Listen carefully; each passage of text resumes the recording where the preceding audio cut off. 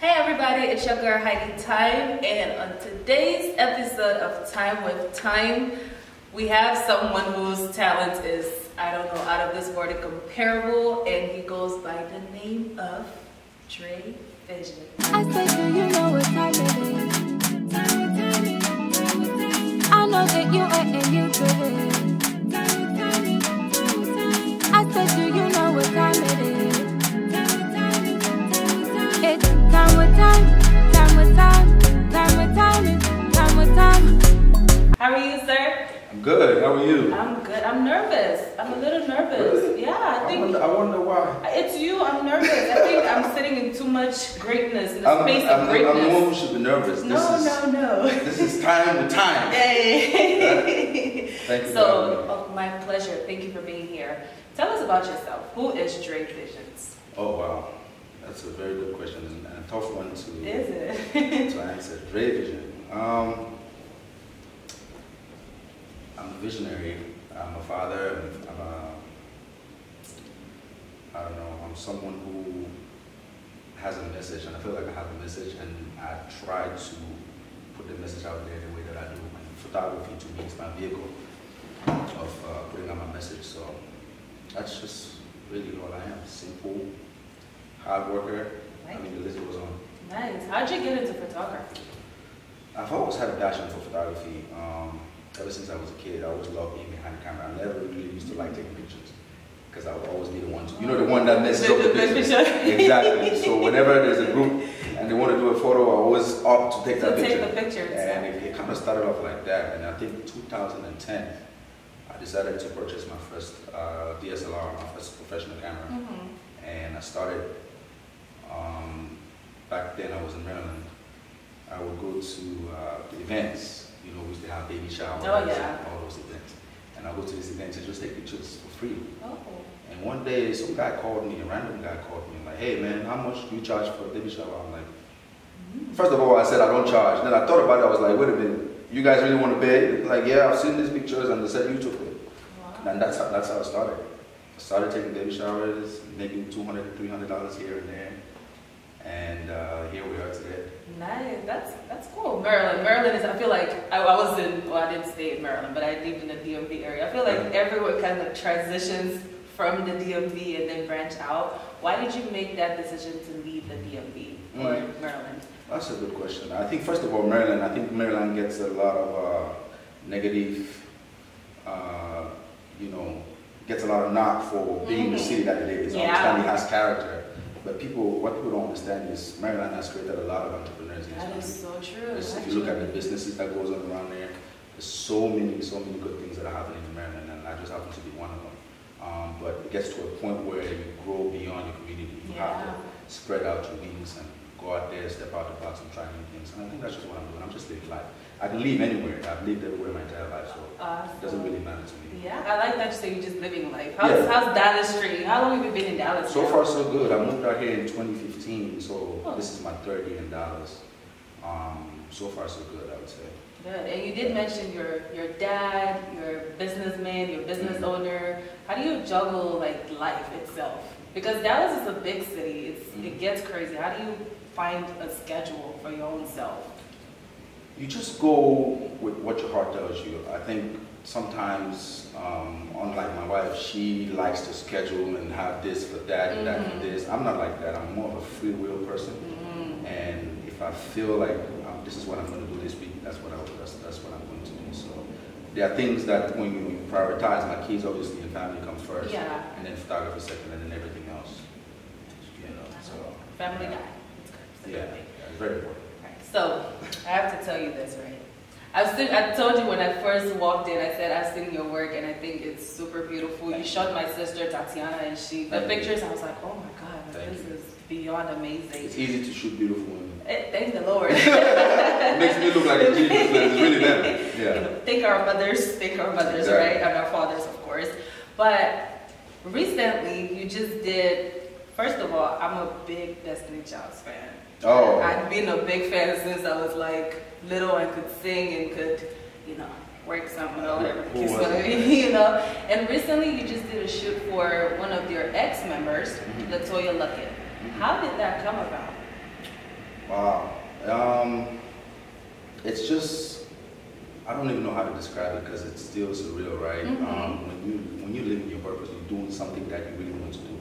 Somehow it's funny, but things just happen. The universe just puts things in place, and you meet one person, then the person meets the next person. And that's really how it came about. And I was sitting at work one day, and a good friend of mine, a designer, Don Murphy, he calls me and says, "Hey, I'm bringing Letoya to your studio." I'm like, "Which Letoya?" You know what I mean? Right. So that's pretty much how it happened.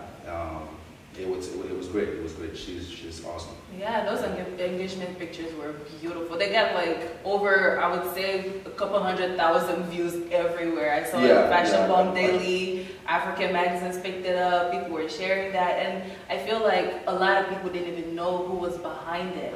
I personally didn't even know until Tatiana again told me. I was like, you know, I was like, what? I was like, that's awesome. And another gentleman, Sterling Picks, he flew in from Atlanta. He was also part of the shoot as well. Oh wow. So, yeah. And I like that it's not just an African thing, because I feel like with a lot of us Africans, we get comfortable just working with our own people. We don't necessarily want to branch out. Do you think it's more challenging to branch out, or to just kind of stick in that circle of Africans and just remain there? What do you think about? That's a very good question. Yeah. As far as more challenging, it's obviously more challenging when you're trying to venture towards a territory you're not used to. Right. So there's always that fear, but I think that the more you try, as an artist, you have to go out your comfort zone. That's the only way you create. You don't create when you're in comfort, you create when you're in discomfort. And I think that that's really what works. And a lot of people who, and it's easier for me, right? Because I've never been someone, I've never felt like the community recognizes me like that. You know what I mean? I've always, because of my personality, I've never been on any top 10 list or anything like that. So it was easier for me. I'm like, I'm not doing this for Cameroonians. I'm doing this for the world. My pictures are not pro Cameroon or anything like that. It's just whoever. I work with anybody, everybody. And I like that because I feel like a lot of young Cameroonians, like not just Cameroonians, but a lot of young African artists in general get too comfortable because it's just that fear. Because you never know. It's like that leap of faith. It scares you because you don't know what's out there, but you're used to what you know, so you stick with that. Now, for some, let me say, young Cameroonian artists who's watching this, what's one thing that you can tell someone who wants to shoot, who knows, Beyonce someday, or who dreams that big? What kind of advice would you tell them as opposed to just being able to allow change, help them create? The biggest advice I would say is I think the first most important thing is to be consistent. Your work will always speak for itself. When I started photography, I could barely demand $300 to shoot a wedding. Right. You know what I mean? Yeah. But I didn't stop. I just kept doing it, one, because I was passionate about it. I loved it. So, in essence, you're not really doing it for the money, right? Yeah. You enjoy it. You enjoy it. Yeah. So that's the first thing, is to be consistent. The second thing is to try. You have to reach out. It's a lot easier now to shoot Beyonce than it was 10 years ago. That's true. You know, you have Instagram, you have all these different outlets where you can reach out to these guys directly. And if they feel your spirit, they like it, give you a chance. they like taking pictures, they'll do it. Yeah. So you just have to try and try and try and be creative and just keep trying new stuff. And I think eventually things will pop for you. Hi, I'm Dre with DreVizions, and I'm spending time with Time. Enjoying our episode? Make sure to subscribe to our YouTube page and follow us on Facebook to catch up on past episodes and stay up to date with our show. And now, back to the show. And also, one thing that I've noticed with a lot of photographers is that some people have their own specialty. So if it's like there's a photographer, he only takes maternity pictures, he only takes wedding pictures, he only take, I don't know, birthday, I don't know what it is, but he only specializes in a certain something. But I looked, you know, your Instagram, I saw everything. I saw from the weddings, engagements, photography, maternity, all of that stuff. Why did you, fashion as well, why did you decide to not stick to one? I think photography, to me, it's kind of like music, right? You could be a rapper and use coupe beats to rap on it. I think that's how photography is. Photography, like I said earlier, is just that vehicle. But there's some messages that one can only come across on beauty shot, like what I did with Tatiana. Right. You know what I mean? When you look at that image, what does it tell you? I don't know if we were sitting somewhere in a church and I took that, it would mean the same thing. Right. So it's all about inspiration. I go with what my mind tells me. If I feel inspired to do something fashion, that's what I would do. But at the same time, it helps to know every genre. I never want to be put in any box. I love doing weddings. That's really what I started doing, and I'll always do weddings. Yeah. But doing fashion and all these other genres helps me incorporate that style into my weddings. And now I'm not just doing boring wedding pictures, I'm making them look, you know, glamour. Yeah, I saw them. I'm like, ooh. I think to me that's what it is, and I'll never stop. I have a studio now, obviously, and I do a lot more headshots. Yeah. I do a lot more different things, and really, it's not just a photography company anymore. It's a production company right now. Oh. So we have incorporated video into it, cultural videos. I was just gonna ask you about that. Like, I know you take pictures, but do you do videos? That's awesome. That's good. Yeah, short film, documentaries, all of that. So I have a team now. It's not just. Oh wow. I have some guys that I work with now that are really awesome, and you just have to try to evolve. That's great. What are your favorite kind of shoots, though? Oh, you did say weddings, but outside of weddings, what's your favorite? Second favorite. Second favorite, I love headshots. I love, I think the face says a lot. How you look, your expression is all on here. It's not here. That is true. It's here. Yeah. And when you look at the face, I think just, shaping it with light. You put light on this side, it says something different. You put light on this side, it says something totally different. I think headshots is really my favorite. What are your most challenging kind of shoots? I would say weddings, for the simple fact that from a technical perspective, you're shooting in different conditions. Studio is very easy because you can control the light, you control your environment. But with weddings, it could be sunny outside, it could be raining, the wedding is still going to go on, you still have to shoot, and you have to adjust to all those different settings. I think from a technical perspective, weddings are the most challenging. And they're very long days. After wedding day, you train. Yeah, I bet. Because you're going to start like early because you have to take the pre-shots and then this one and then that one and then after. But it's fun. Yeah. It looks fun.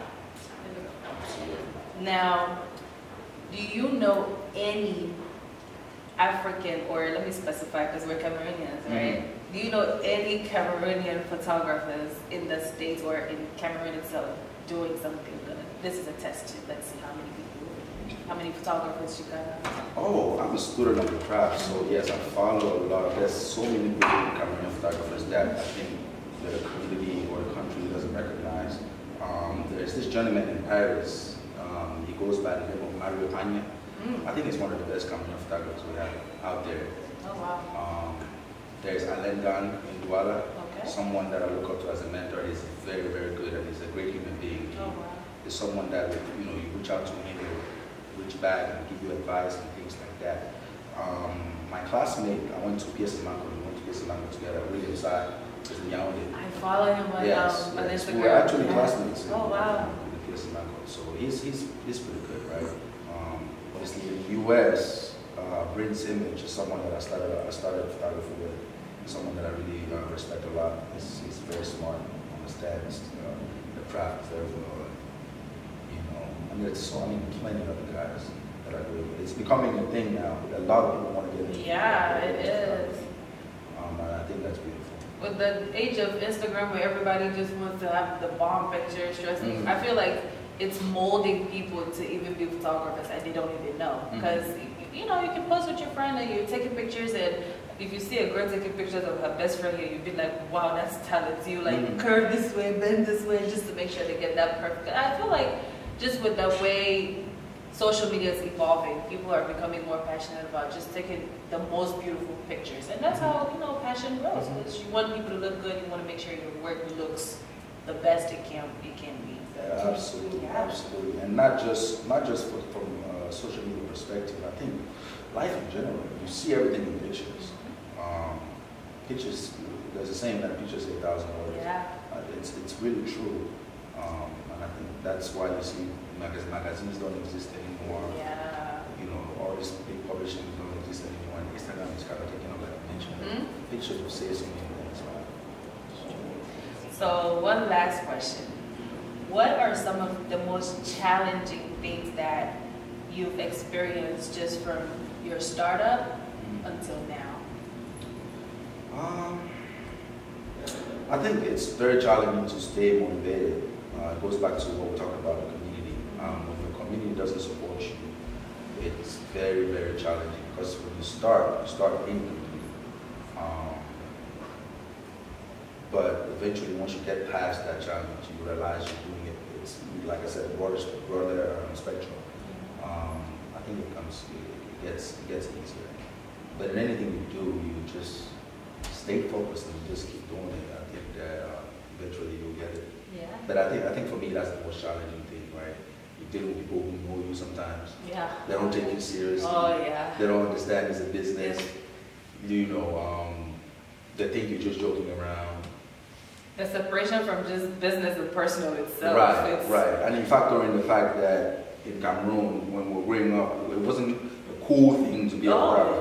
Yeah. And people would ask you, came to America, you know what I mean? You go through stuff like that, and they want you to present yourself as someone else and not the photographer. But I think that once you love what you do, you take pride in it. It really doesn't matter what people think, right? I love it. It's true. It's absolutely true. Well, I love your work. I'm a fan of your work.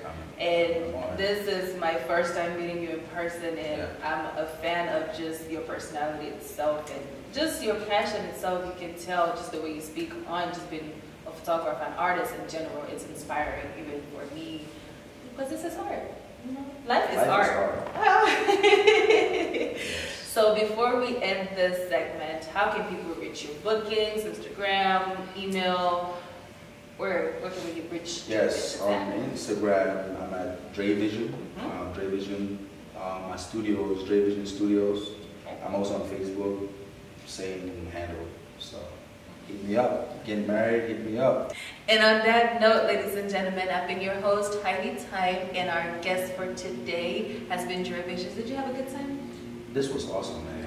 Can I get another one? Yeah, of course. There are like 4 more. When I really blow up. Like, I've already blown up again. How? How big do you want to get? But every info of his, the way you can contact him, will be listed below, of course, as you already should know.